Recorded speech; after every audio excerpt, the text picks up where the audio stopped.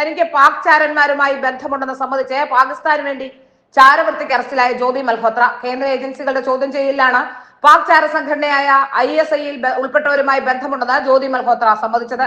കഴിഞ്ഞ ദിവസമായിരുന്നു പാക് ചാരവൃത്തി കേസിൽ ഹരിയാന ഹിസാർ സ്വദേശിയായ ജ്യോതി മൽഹോത്ര അറസ്റ്റിലാകുന്നത്.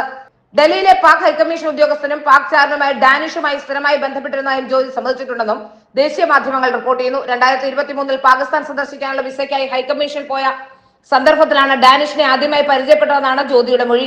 പാകിസ്ഥാനിലെത്തിയപ്പോൾ ഡാനിഷ് വഴി അലി ഹസൻ എന്നയാളെ പരിചയപ്പെട്ടു. ഇയാളാണ് പാകിസ്ഥാനിലെ താമസവും യാത്രാ സൗകര്യവും ഏർപ്പാടാക്കിയത്. പിന്നീട് അലി ഹസൻ പാക് ചാര സംഘടനയിലെ ഉദ്യോഗസ്ഥന്മാരായ ഷക്കീർ, റാണ ഷഹബാസ് എന്നിവരെ പരിചയപ്പെടുത്തി. ഷക്കീറിന്റെ ഫോൺ നമ്പർ സംശയം തോന്നാതിരിക്കാൻ മറ്റൊരു പേരിലാണ് ഫോണിൽ സേവ് ചെയ്തിരുന്നത്. ഇന്ത്യയിൽ തിരികെ എത്തിയ ശേഷവും പാക് ചാരന്മാരായ ഇവരുമായി ബന്ധം പുലർത്തിയിരുന്നു. വാട്സ്ആപ്പ്, സ്നാപ്ചാറ്റ്, ടെലിഗ്രാം തുടങ്ങിയ മെസ്സേജിംഗ് പ്ലാറ്റ്ഫോമുകളിലൂടെയാണ് ആശയവിനിമയം നടത്തിയിരുന്നതെന്നും ജ്യോതിയുടെ മൊഴിയിലുണ്ടെന്നും ദേശീയ മാധ്യമങ്ങൾ റിപ്പോർട്ട് ചെയ്യുന്നു. അതേസമയം ജ്യോതിയുടെ സ്വകാര്യ ഡയറി അന്വേഷണ ഉദ്യോഗസ്ഥർ കണ്ടെടുത്തിട്ടുണ്ട്. പാകിസ്ഥാൻ സന്ദർശനത്തെ കുറിച്ച് ജ്യോതി മൽഹോത്ര ഡയറിയിൽ വിശദമായി കുറിച്ചിരുന്നു. പാകിസ്ഥാൻ യാത്ര ഏറെ സ്നേഹം നിറഞ്ഞതായിരുന്നുവെന്നും അവിടെ നിന്നും ഏറെ സ്നേഹം ലഭിച്ചുവെന്നും ജ്യോതി പാകിസ്ഥാൻ യാത്രയെക്കുറിച്ച് ഡയറിയിൽ കുറിച്ചിട്ടുണ്ട്. ഈ കഴിഞ്ഞ ദിവസമായിരുന്നു ഇന്ത്യൻ സൈനിക വിവരങ്ങൾ പാകിസ്ഥാന് കൈമാറിയ സംഭവത്തിൽ ഇന്ത്യൻ യൂട്യൂബറെ പോലീസ് അറസ്റ്റ് ചെയ്തത്.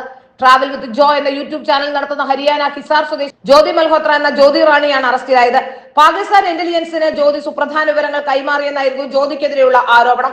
ഇന്ത്യയിലെ വിവിധ സ്ഥലങ്ങളെ കുറിച്ചുള്ള വിവരങ്ങളും പ്രധാന ഘടകങ്ങളുടെ വിവരങ്ങളും ജ്യോതി മൽഹോത്ര പാക് ചാരന്മാർക്ക് കൈമാറിയിരുന്നതായാണ് അന്വേഷണ ഉദ്യോഗസ്ഥരുടെ കണ്ടെത്തൽ. ഓപ്പറേഷൻ സിന്ദൂറിന് തലേ ദിവസം ഡൽഹിയിലെത്തിയിരുന്ന ജ്യോതി മൽഹോത്ര അന്നേ ദിവസവും പാക് ഹൈക്കമ്മീഷൻ ഉദ്യോഗസ്ഥനായിരുന്ന ഡാനിഷിനെ നേരിൽ കണ്ടതായും റിപ്പോർട്ടുകളുണ്ട്.